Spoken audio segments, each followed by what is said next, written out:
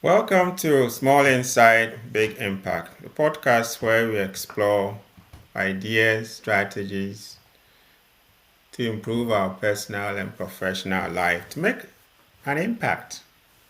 I am your host, Dr. David Checha. Today we'll be looking into a topic that's often misunderstood and frankly undervalued: safety culture in the workplace.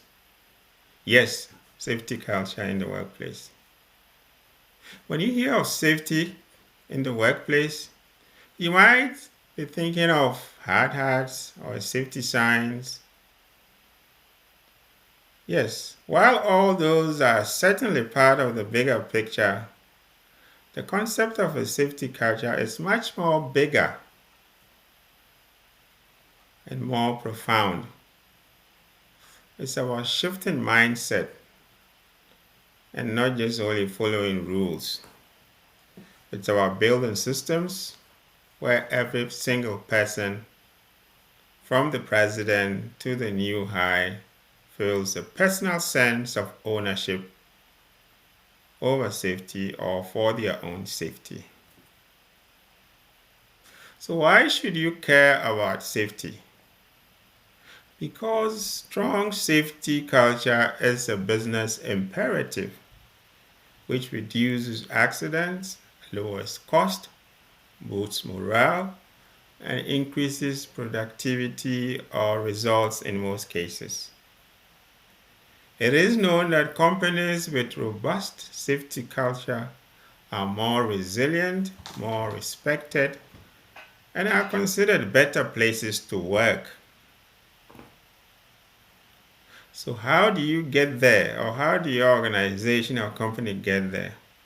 How do you move beyond the checklist based approach to a more ingrained culture of safety? Over the few minutes, I'll be going into the different pillars of building a safety culture. Let's begin. The foundation of any strong safety culture is, without question, leadership commitment. This is because safety cannot be lip service, it must be demonstrated through consistent, visible action and leadership. When leadership truly values safety, that commitment filters through the entire organization or company. Think about it this way: employees watch that their managers or executives do, not just what they say. If a top executive walks past a safety hazard without acknowledging it, for example, they've just undermined every safety aspect or poster in the wall or in the workplace. At the same time, if that safety executive stops to address a concern, asks about safety during a routine walkthrough, for example, it sends a signal that says that we mean business and your well being is our top priority, and safety is our top priority, more or less. So, here is how safety culture looks like in practice. We all have to, especially senior management, walk the talk. We need to get ourselves well dressed if it requires us putting on safety wears. We need to demonstrate our own compliance with every safety rule in the workplace. It is also important to allocate resources to all safety issues in the workplace. When safety concerns come up, we shouldn't ignore them due to budget constraints, but rather dedicate the necessary funds to provide proper equipment, training, and facilities that will make sure that the workplace is safe for everybody. We need to have a system of monitoring performance, having safety metrics that speaks to all the aspects of safety in the workplace.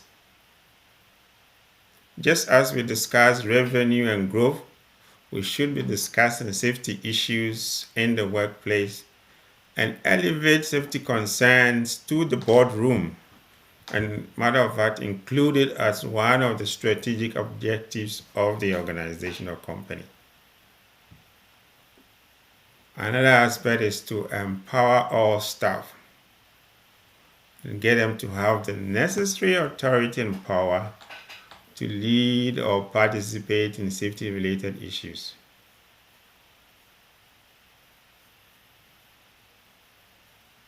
So that when it feels like they are unsafe to do a particular activity, they need to be able to speak up.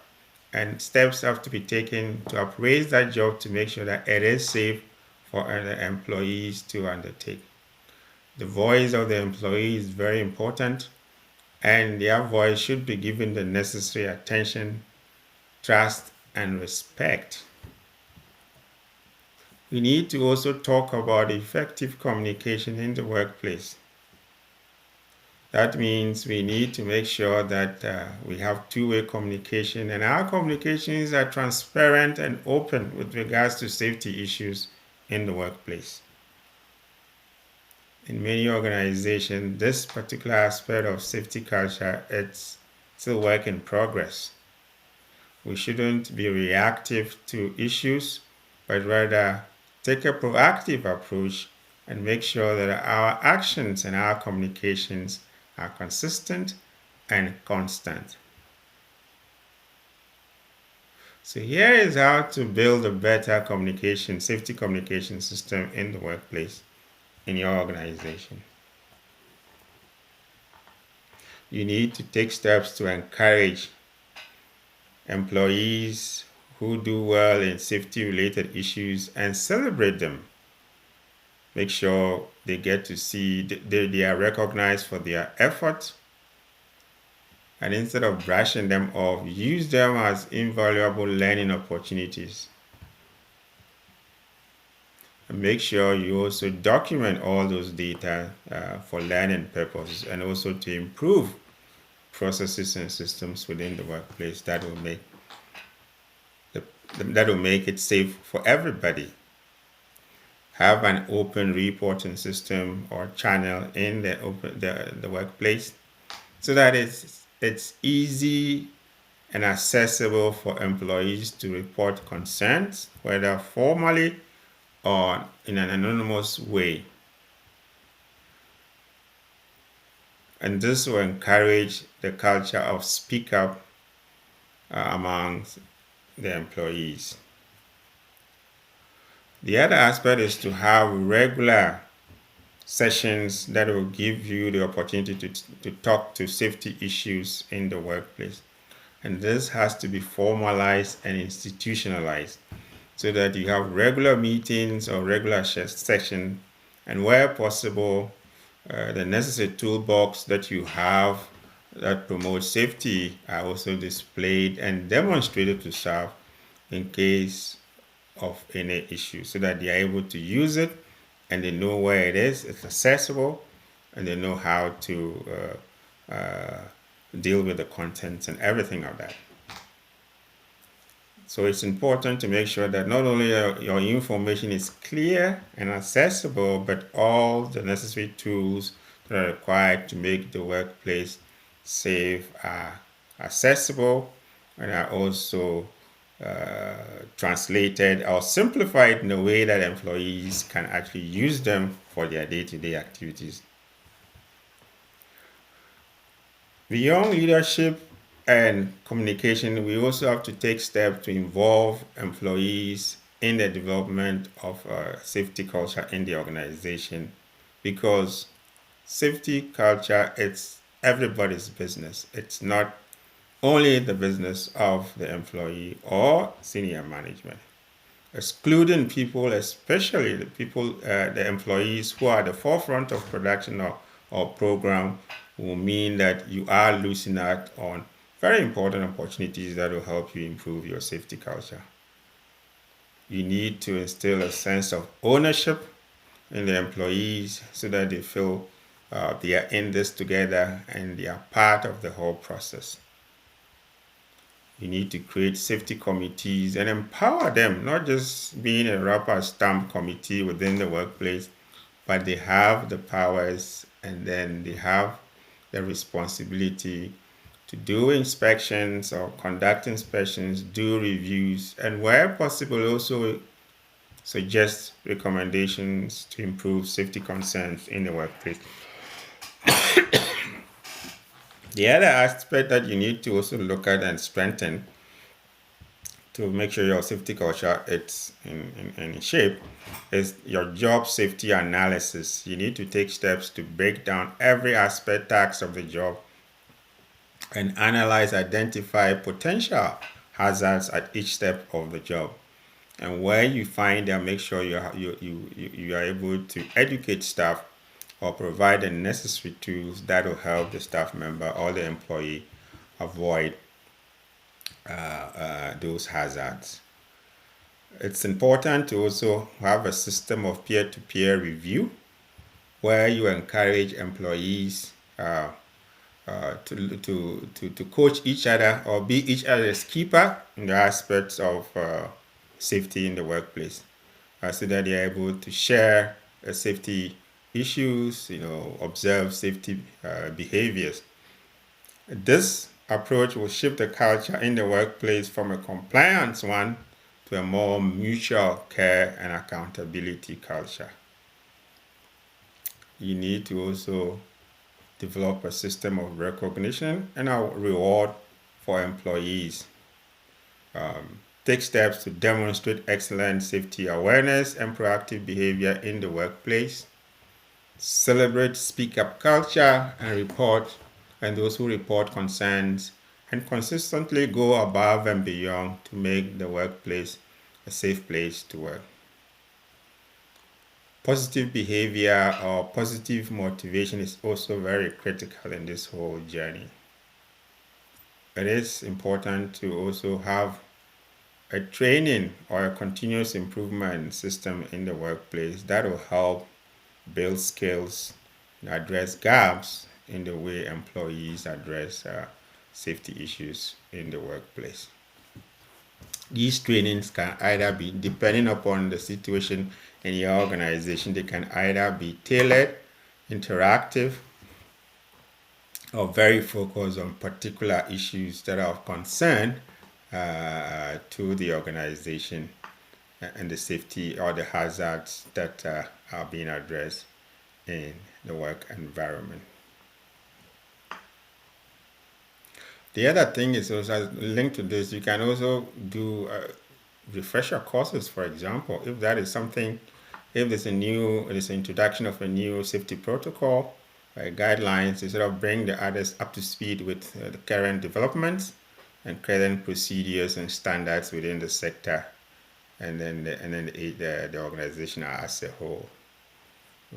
Critical to that is also incident investigation that has to be properly not only done but documented in a way that the data or the findings can be used to improve processes and systems with a view to getting the workplace safe. Now we are in an age of AI and technology and innovation.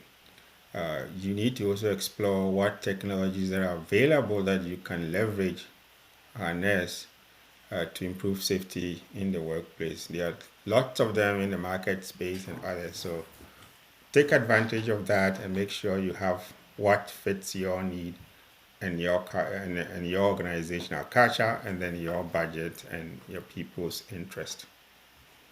Finally, I'd like to touch on psychological safety in the workplace.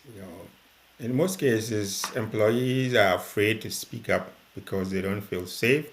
They feel they might be targeted, or there will be a lot of implications, punishments for them raising up issues.